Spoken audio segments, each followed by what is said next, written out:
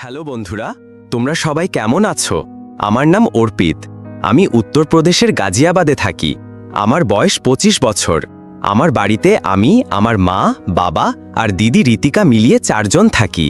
বাবা সরকারি চাকরিতে বর্ডার অফিসার আর মা বাড়ি সামলান। আমার মা বাবার দ্বিতীয় স্ত্রী আর দিদি তার আগের স্বামীর মেয়ে। দিদি আমার থেকে 2 বছরের বড়। তার মুখটা খুব সুন্দর, সবসময় সেজেগুজে থাকে। তাকে দেখলে কেউ না থেকে থাকতে পারে না, তার প্রশংসা না করে পারে না। দিদি একদম আমার মায়ের মতো। আর মায়ের সৌন্দর্যের কথা কি বলবো, তা সত্যিই অসাধারণ। তোমরা তো জানোই সরকারি অফিসারদের স্ত্রীরা নিজেদের রূপের প্রতি কতটা যত্ন নেন।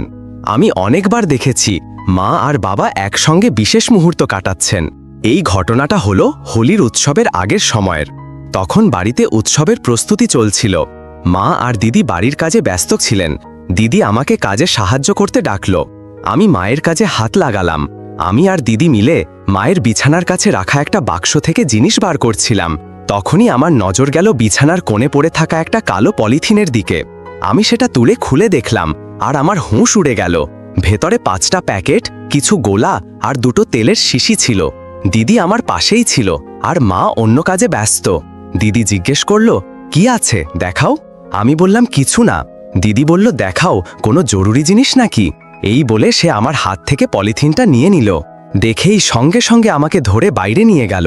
দিদি বেরিয়ে যেতেই আমি চুপি চুপি একটা প্যাকেট বার করে পকেটে ভরে নিলাম। পরিচ্ছন্নতার কাজ শেষে সন্ধ্যায় আমি ঘরে শুয়ে ভাবছিলাম, মা এখনো বাবার সঙ্গে বিশেষ সময় কাটান। আমি ভাবলাম আমিও মায়ের সঙ্গে কিছু সময় কাটাবো। রাত 11টার দিকে তাদের ঘর থেকে কিছু আওয়াজ ভেসে এলো। আমি চুপি চুপি তাদের ঘরের জানালার কাছে গিয়ে উঁকি দিলাম। ভেতরে দেখি বাবা মাকে বলছেন, আরে না যান, আজ একটু সময় কাটাই। মা বললেন, সে তো রোজই হয়, কোন দিন এমন হয় যে আমরা একসঙ্গে থাকি না? এখন তো ঋতিকাও বড় হয়েছে, একটু কম সময় দাও। ভয় লাগে, যদি দেখে ফেলে তাহলে কি ভাববে? বাবা বললেন, কি ভাববে? ওকেও তো একদিন এসব বুঝতে হবে। ও এখন বড় হয়েছে, ওর কথা ছাড়ো, এখন আজ। এই বলে বাবা মাকে জড়িয়ে ধরলেন। দুজনে কাছাকাছি এলেন। আমি এটা দেখে অবাক হয়ে গেলাম। বাবাকে খুব শক্তিশালী লাগছিল। তারপর মায়ের গলা শুনে আমি আবার তাদের দিকে তাকালাম। বাবা একটা তেল বার করলেন আর দুজনে একসঙ্গে সময় কাটাতে শুরু করলেন। ঘরে হালকা আওয়াজ ছড়িয়ে পড়ল। মা মিষ্টি গলায় বলছিলেন, আমার রাজা, এবার থামো। 20 মিনিট পর সব শান্ত হয়ে গেল। এবার আমি খুব উৎসাহিত হয়ে উঠলাম। ভাবলাম আমিও মায়ের সঙ্গে কিছু সময় কাটাবো। তারপর কান পেতে শুনলাম বাবা মায়ের সঙ্গে ঋতিকার কথা বলছেন। বাবা বললেন, ও খুব ভালো মনের, চায় ওর সঙ্গে মিশি।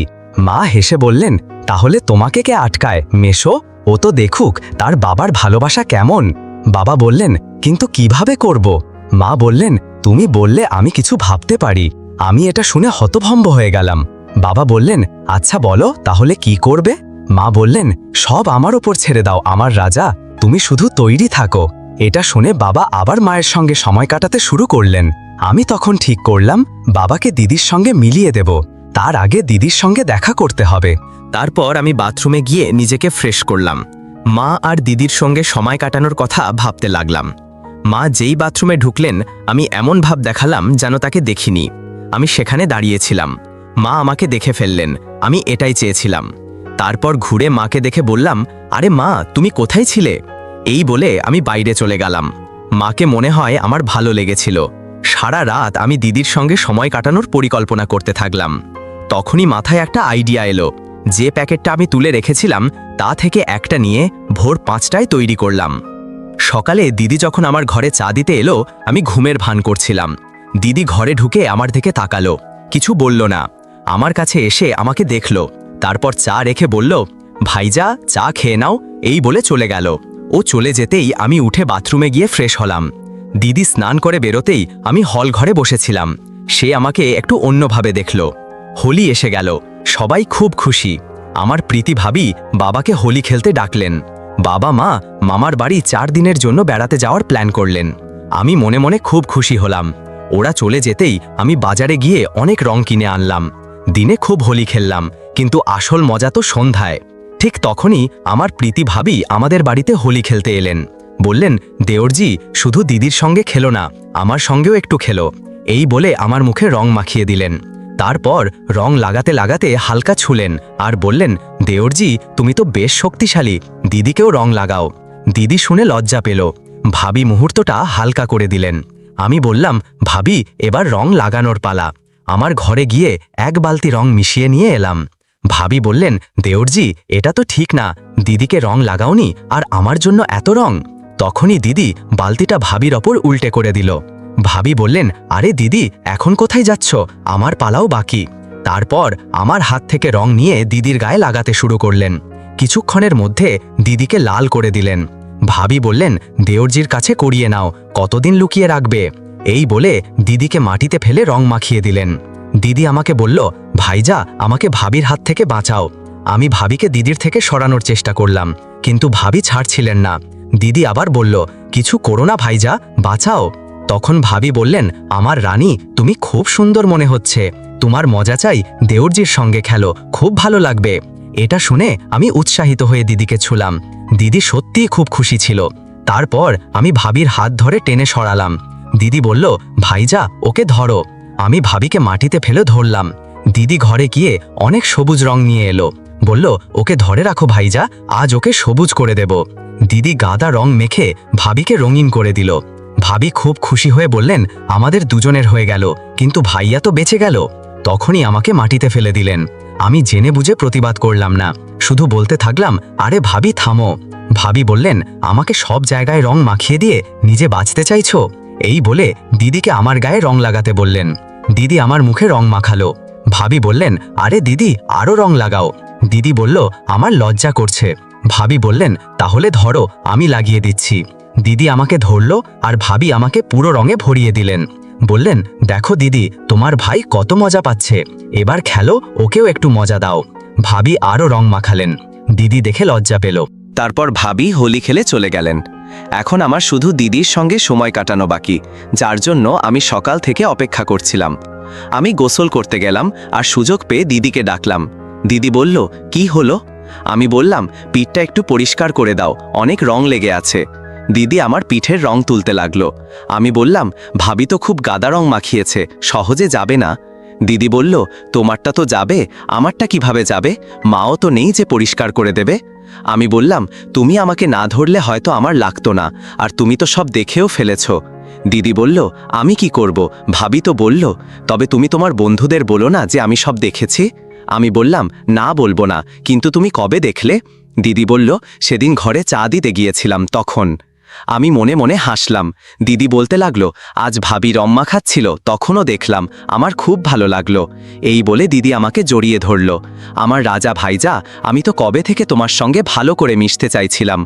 আমি নিজেকে শান্ত করলাম। গোসলের পর দিদি বলল, ভাইজা মায়ের ঘরে চলো না। আমরা মায়ের ঘরে গেলাম।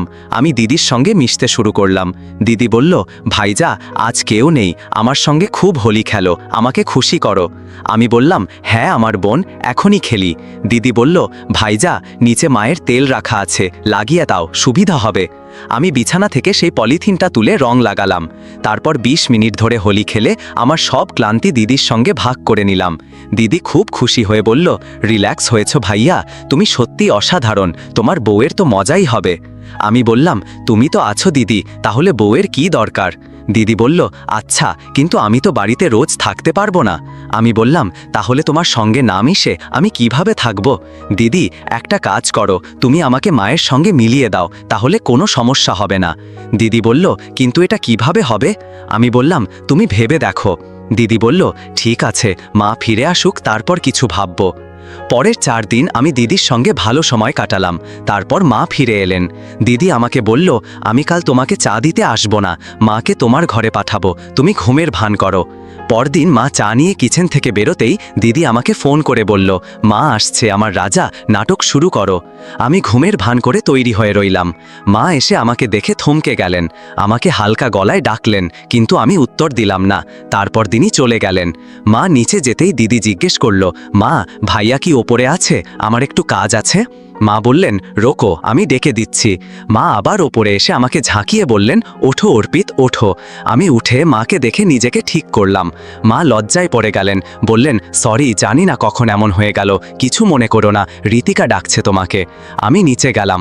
দিদি একটা হালকা হাসি দিল, কারণ প্ল্যান কাজ করছিল। পরদিন মা যখন বাথরুমে ছিলেন, দিদির কাছে কাপড় চাইলেন। দিদি আমাকে পাঠিয়ে দিল। আমি ভেতরে যেতেই মা বললেন, তুই, ঋতিকা কোথায়? আমি বললাম, ওর মাথা ধরেছে। তারপর বললাম, মা, কালকের জন্য সরি, তুমি সব দেখে ফেলেছ। মা বললেন, তাতে কি হয়েছে, ছোটবেলাতেও তো দেখতাম, তবে এটা আলাদা।